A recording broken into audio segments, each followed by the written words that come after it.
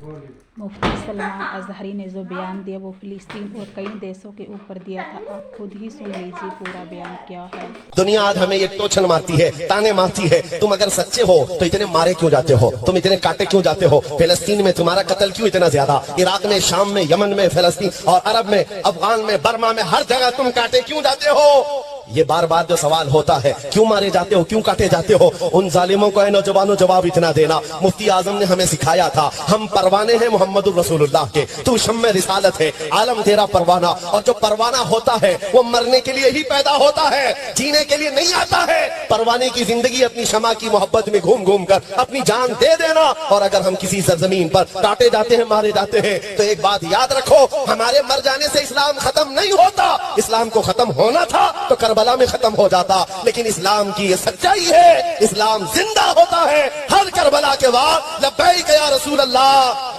न घबराओ ऐ मुसलमानों, अभी खुदा की शान बाकी है, अभी इस्लाम जिंदा है, अभी कुरान बाकी है। जो रोज हमसे उलझते हैं, अभी तो करबला का आखिरी मैदान बाकी है। कुछ देर की खामोशी है, फिर शोर आएगा। आज कुत्तों का वक्त है, कल